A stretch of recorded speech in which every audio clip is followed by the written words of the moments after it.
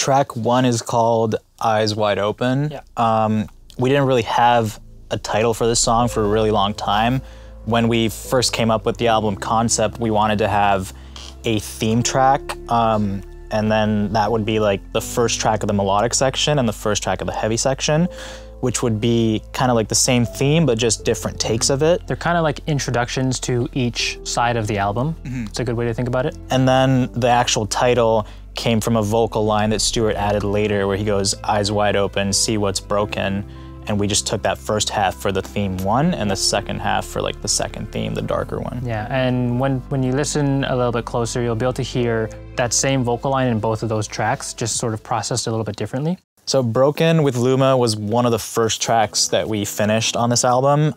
It's very interesting because the production is all very upbeat, but the lyrics are super sad. Yeah, there's a bit of contrast going on in the actual song itself between the lyrics and the instrumental. Basically, it's about like the baggage after you come out of a relationship and just being afraid of being vulnerable, and like putting yourself out there when you're like in the new relationship, basically. Yeah. One of the important lines in it is the singer says, "Please don't leave me broken," and it's just the idea of being scared and being vulnerable and hoping that things will work out in your new relationship.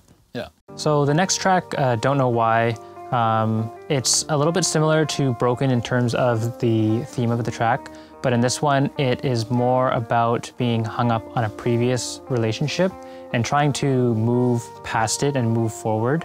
Yeah, and then at one point she says, it's like, I gave you all of me, it wasn't good enough. And I think it's very important for, I guess, us and listeners to understand, like, if it is the wrong person, it will never be enough, like, basically no matter how much you give the person. I think it's also good to be aware when you're in those situations of if you had a previous toxic relationship, it's not on you to fix that.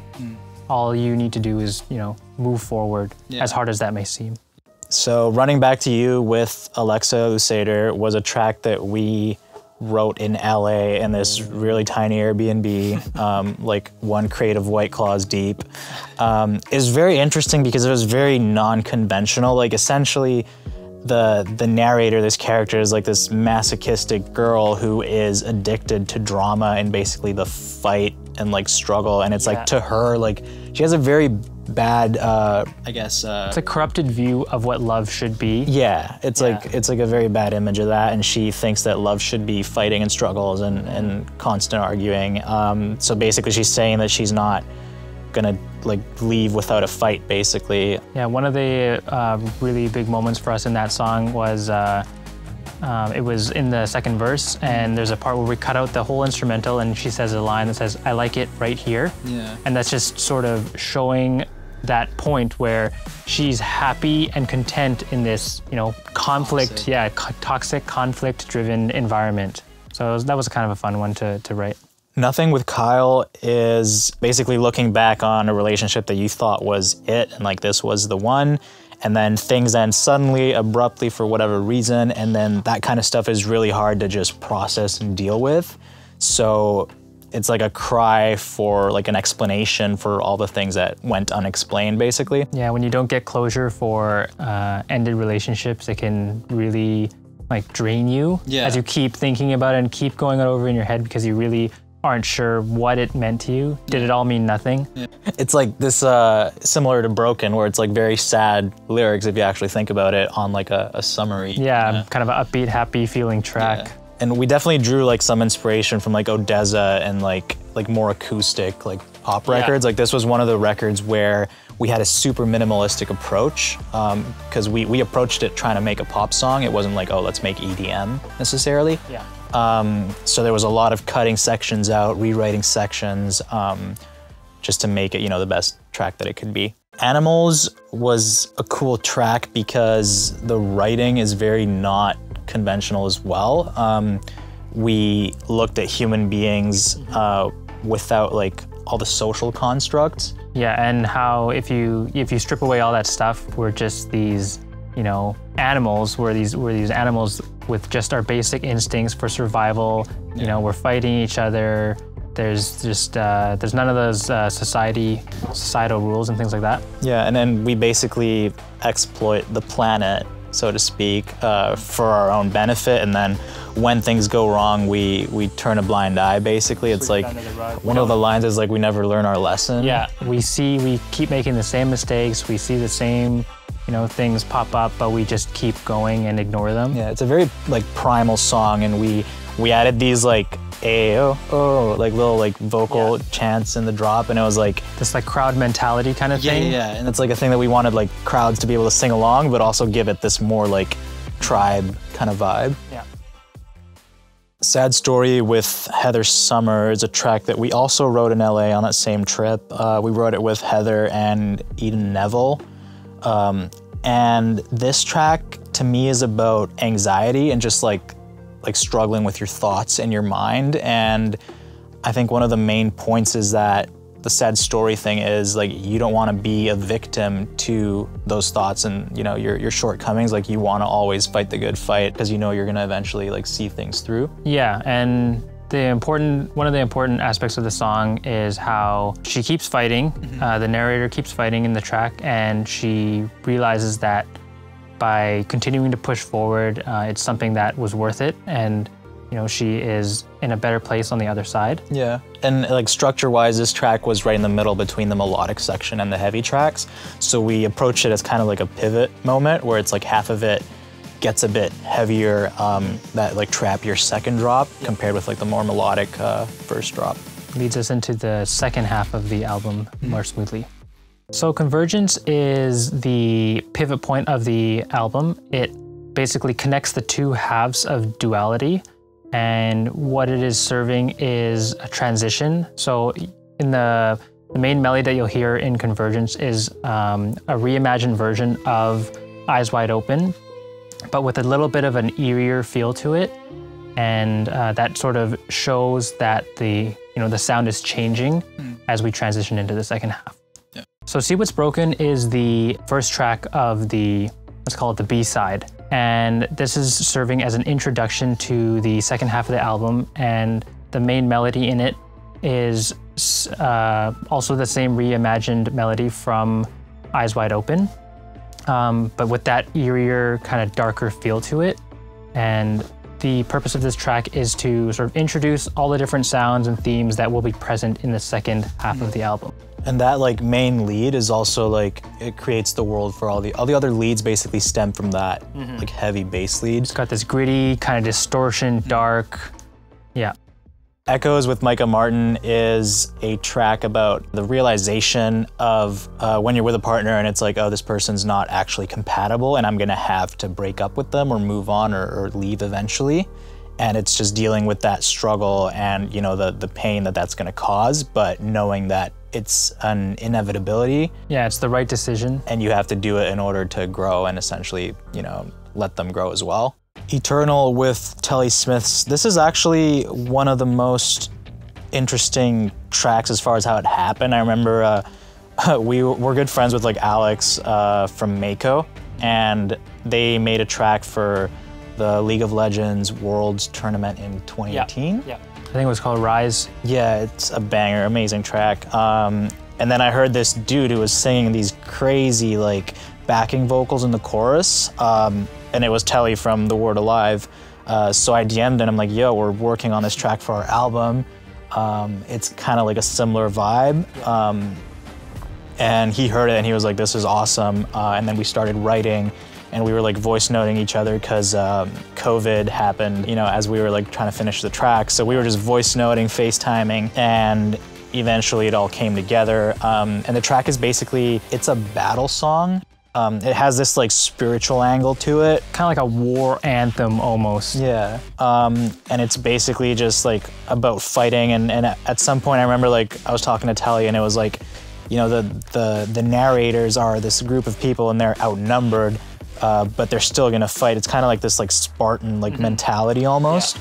Yeah. So it's really cool, and it's just like facing adversity, but a more like literal like war song type vibe. You'll hear these big kind of orchestral, almost war drum type things that are just going for almost the whole song. And he's really well known for his screaming, so I was like, you know, just go off here and we'll just like... Yeah, this one turned out really cool. Heart of Mine with Cobra Page is, I think this was the first time that we collaborated with like an actual like rock / metal singer. It was really cool because I always found that that kind of writing is more unique and you can explore, you know, slightly cooler areas of like writing as well. And this track is basically about, you know, the overcoming struggles as well and just fighting. It's like not giving up kind of thing. Yeah, it's very motivational. Yeah, the key line in this is, I refuse to fail. So when, you know, things keep getting thrown at you and you keep hitting these walls, then, you know, the idea is, you know, it's gonna, you know, the life is gonna want you to give up, but you gotta keep pushing, you gotta keep going forward, you gotta refuse to fail. And the heart of mine line is basically just following your heart. Yeah. Because we all have this like gut instinct of like what we're meant to do, or at some point we get that gut instinct. Poison with Derek Joel was our first stab at a dubstep record. I wrote this verse at first, and I had an idea of like the kind of writing and the theme of the track. So this is the track that started with the theme first. And then George Schroeder, who's like a friend of ours in LA, tracked some guitar for it. And then for the drop, we resampled the bass from the first heavy track and then made some wavetables, made some cool growls with that. And thematically, the song has like, I wanted it to have like 2 takes on it, where it could have been like a relationship angle, but also like a political angle. It's cool to be able to include things that allow people to sort of see and interpret the lyrics in their own way, give them a few different angles. I wanted it to be about this person who basically portrays themselves in a certain way, and as time passes, you start finding out all these things, and it ends up that they're not the way that they were portraying themselves. And it's like, it's a constant reminder of like, oh, the things you said, you've gone so far from home, of just how far from the truth the reality is. And so this can be like in a romantic sense with like a partner, but also I wanted to have this political angle where it could be a politician or someone in the corporate world who, you know, preaches a certain narrative or whatever, and then ends up doing the total opposite and disregarding what the people want type thing. And it's something that, you know, we all encounter all the time in real life. So Nightmares with Gally Fisher, this was a lot of fun writing this track. It's got a lot of weird, creepy vibes and sounds. We were exploring with a lot of weird chords, very atypical stuff. It's got like horror movie like atmosphere. Yeah. There's this really cool sample that I kind of put together, and it's made with a violin. Basically what you would do is you just pluck all the different strings in completely random order, just plucking them, and then splicing a whole bunch of those on top of each other to like this kind of creepy crawly feel. And that was a really cool sound we have in the build-up. So the idea of the track is there's a narrator who's facing all these problems, the nightmares, and the idea is she's scared of them at first, but as she thinks about it more and processes what they really are, she's able to gain confidence and fight them back. So there's this kind of pivot point in the track where instead of her being scared of the nightmares, it's actually the nightmares that should now be scared of her, as she hopes they're ready for a fight. It's funny because Gally was known for like super melodic, feelsy, sad vocals, and I was like, hey, you know what? Like, I love your sad vocals, but we want to make something scary and heavy and kind of like eerie. And she was down, so that was great. And she got really involved with, she started sending us all these crazy ideas and all these weird things, and they were awesome. And we started trying to incorporate all the ideas into the track. Yeah, and it was a really fun one to make. It's got all these heavy orchestral sounds. I think there's also like a parallel to like sleep paralysis, where it's like, you know, you basically are in like third person and you see like this like demon figure, and eventually like you're able to learn how to like wake up from that. It's like, oh, you squeeze like your hands, your toes, whatever. Just fighting through these battles when it feels like you can't and they're about to overwhelm you. Resistance is, funny enough, the last track on the album, the first one that we ever finished. We were playing it in shows for like a year. It was like a festival opener. I think it's also similar to Telly, to Eternal. It's like a war song, and we just wanted it to be heavy but end on a positive note. So yeah, it's basically got this like super huge first hit, and it basically represents the battle and how eventually it turns into your favor, or it turns in your favor, and you end up winning at the end. So it was a way of wrapping up the album nicely where the heavy tracks eventually end on a positive note. And it just, yeah, it helps kind of guide the flow of the album, and, you know, kind of comes full circle. We get back to the melodic side at the end. So we asked some fans to send us questions, so we're gonna add a little Q&A section at the end here. First question is by @FLVRNG. How do you mix vocals? And I think it's like Stuart mixes most of our vocals, and it's basically playing between like the difference between pop and like EDM and rockier kind of mixing. Yeah, there's a few different approaches you want to take for different styles. The general gist, I would say, is at a point that people so often forget is if you have a vocal and, you know, your song is supposed to be about the vocal, then you have to really approach the process like that. So you want the vocal to be as clear and in front as possible. You want to be able to hear every word that they're singing, and you want to do everything you can to highlight that. Yeah. So you don't want it to be too background or reverbed out or anything like that. Then @Mainaz_C asks, where did you find inspiration for your lyrics? I think this is just real life stories and personal experiences, both ours and our co-writers, and just sharing those and the mutual meaning that we found in them. I think an important point about that is a lot of it just comes from spitballing ideas and just throwing random ideas at each other and bouncing things back and forth. @Josh_04 asks, what was a problem that we ran into? And I think So many problems. yeah, like the world has basically just gone to shit in the last couple months. But, you know, before that, I think one of the main ones was we went to a couple like writing camps, or like the LA trip even that we did for this album. And our whole approach to production and writing changed. So we were basically going like section by section, doing like, trying to make everything Focusing nice. on these really micro decisions Yeah. when, what we learned was to focus on the macro. Focus on laying the ideas down, the themes, and then we started working on tracks like from the theme, like what we wanted to get across, and the lyrics. Yeah, what kind of sounds we want to use that tie into that theme, and yeah, it ties everything together. That was a problem because a lot of the tracks that we started before, we had to rework them with this minimalistic approach.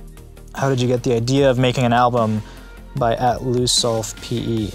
It kind of just happened. I feel like projects just really give you a chance to carve your own lane a bit better and just do whatever you really want to do besides just like singles. Yeah, it gives you more time to show your ideas. And I also feel like I attach to like my favorite artists' albums more than I would to like a single as well. I feel like it'll help fans like connect. Yeah. It's easier to show people what your world is like. How much does visual art play a part in your creative process? Mothika's plants. It's not the first thing. I think like with, for example, the snake and the art, that idea came after I had already thought about Poison as a track. So it was like, oh, Poison, we have the butterfly. What's like a juxtaposition there? Yeah. And I kind of came up with a snake. I drew it, showed it to Stuart, and then it kind of worked out, and then we sent that to our graphic designers, and that's kind of how the art came across. So it's all tied in, but definitely like the theme and the writing and the record comes first. Yeah, I think we typically try to come up with a visual idea that represents the music afterwards. Yeah. It's kind of a final touch we think of. @KRTR Official, what inspired the storytelling? This was meant to be more of an introduction into like the A and the B worlds, because this is something that we want to keep exploring. And it serves to kind of introduce our world and, you know, this acceptance theme. So it wasn't so much storytelling, it was just like introducing all these elements. One of the big themes in this album is contrast. And I think that kind of describes our dynamic, a lot of other people's dynamic. It's just, you know, being aware of contrast and the push and pull of things. @CherryCola11, last question. What is something funny that happened? I think like for me, at least with Kyle, when we were writing half these records, because we were drinking a bunch of White Claw in LA when we were writing them, we ended up just like every time we would write something, we would just be like, we would make like a White Claw remix of it. So for Poison, it was like, the lyrics were like, drink the poison, don't you know? And we were like, so drink the White Claw, don't you know? Like we would just have like different reworks of every vocal with White Claw in it. Yep, started becoming a tradition.